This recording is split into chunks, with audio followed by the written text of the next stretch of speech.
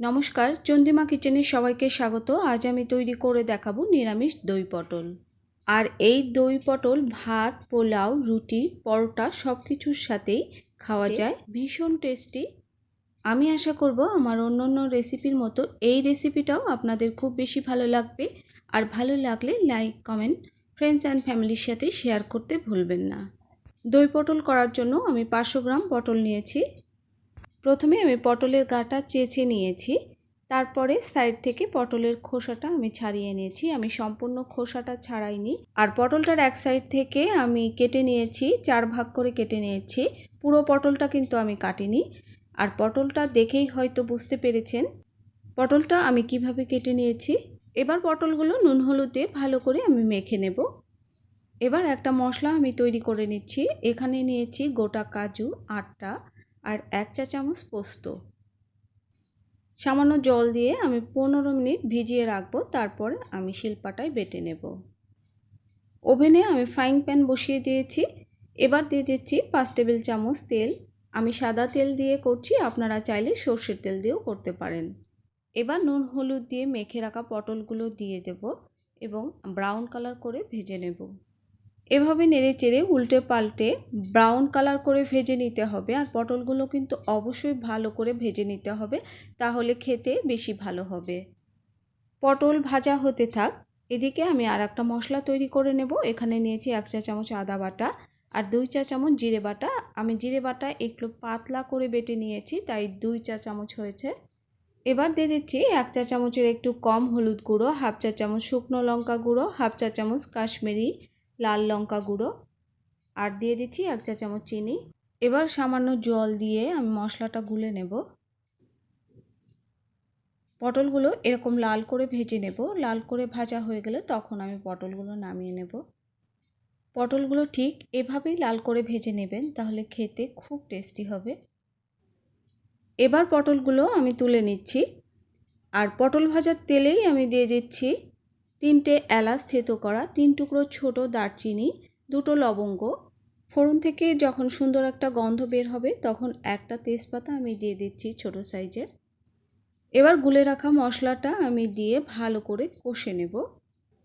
আর মশলাটা অবশ্যই কিন্তু ভালো করে কষে নিতে হবে। আমার চ্যানেলে অনেক মিষ্টি রেসিপি আছে, আপনারা চাইলে দেখে নিতে পারেন। আমার রেসিপিটা আপনাদের যদি খুব বেশি ভালো লাগে আমার চ্যানেলটা অবশ্যই সাবস্ক্রাইব করবেন। আর নতুন রেসিপি পাওয়ার জন্য পাশে থাকা বেল আইকন অন করে দেবেন। এবার সামান্য একটু জল দিয়ে আমি ভালো করে কষে নেব। আমি রান্নায় সবসময় গরম জল ব্যবহার করি, আপনারাও চেষ্টা করবেন গরম জল দেওয়ার, তাহলে রঙটাও সুন্দর হয় আর টেস্টটাও অনেক বেশি হয়। এবার ভেজে রাখা পটলগুলো দিয়ে আমি মশলার মধ্যে একটু ভালো করে সময় ধরে কষে নেব। আমার নতুন পুরাতন বন্ধু সবাইকে অনেক ধন্যবাদ আমাকে এত ভালোবাসা দেওয়ার জন্য। এবার কাজু আর পোস্ত বেটে রেখেছিলাম সেটা দিয়ে দিচ্ছি এবং কাজু পোস্ত দিয়ে ভালো করে কষে নিতে হবে। আপনাদের ভালোবাসা দেখে আমার মনে হয় আপনাদের জন্য প্রতিদিন আমি রেসিপি শেয়ার করি, কিন্তু সময় স্বল্পতা, ব্যস্ততার জন্য সেটা করতে পারি না। শুধু তেল উপরে উঠলেই কাজু বাদাম কষানো হয় না। কাজু বাদাম বাটা দিয়ে একটু সময় ধরে কষে নিতে হয়। কাজু পোস্ত বাটার বাটি ধুয়ে আমি একটু জল দিয়ে ভালো করে কষে নিচ্ছি। আর নিরামিষ রান্নাগুলো এভাবে রান্না করে একবার খেয়ে দেখুন, আশা করি আপনাদের কাছে খুব ভালো লাগবে। নিরামিষ দিনে এই দই পটল রেসিপিটা আপনারা একবার বাড়িতে ট্রাই করতে পারেন। এবার দিয়ে দিচ্ছি জায়ফল জয়িত্রী গুঁড়ো 1 চিমটি, দুটোই সমপরিমাণ আছে। আর জায়ফল জয়িত্রী আমি একসাথে বেটে নিয়েছি, সেটাই 1 চিমটি আমি দিয়ে দিচ্ছি। এবার দিয়ে দিচ্ছি 3 টেবিল চামচ টক দই। আর টক দই থেকে আমি জল ঝরিয়ে রেখেছিলাম। এবার দিয়ে দিচ্ছি স্বাদ মতো নুন। এবার ঢাকা দিয়ে আমি রান্না করে নেব কিছুক্ষণ। টক দই দেওয়ার সময় অবশ্যই চুলার আঁচটা লো হিটে করে দেবেন। আর তাছাড়া আপনারা চুলাটা তখন বন্ধ করেও দিতে পারেন। ভালো করে নেড়ে চেড়ে এবার কষে নেব টক দই দিয়ে।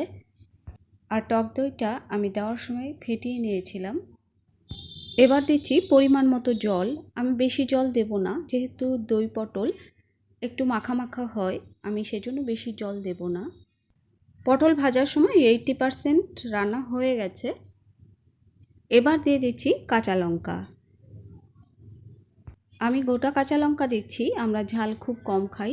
আপনারা যদি ঝাল বেশি খান তাহলে কাঁচা লঙ্কা চিড়ে দিতে পারেন। আর টক দই দেওয়ার পর আমি আরও 1 চা চামচ চিনি দিয়েছিলাম। আপনারা চিনিটা আপনাদের স্বাদ মতো দেবেন। এবার দিয়ে দিচ্ছি 1 চা চামচ ঘি। আমি রিকোয়েস্ট করব বাড়িতে একবার হলেও ট্রাই করবেন। এবার দিয়ে দিচ্ছি 1/2 চা চামচ গরম মশলা গুঁড়ো। এখন আর আমি বেশিক্ষণ রান্না করব না, মিনিট খানেক রান্না করে আমি নামিয়ে নেব। তৈরি হয়ে গেল নিরামিষ দই পটল। সবাই সুস্থ থাকুন, ভালো থাকুন। আবার দেখা হবে অন্য কোনো নতুন রেসিপি নিয়ে।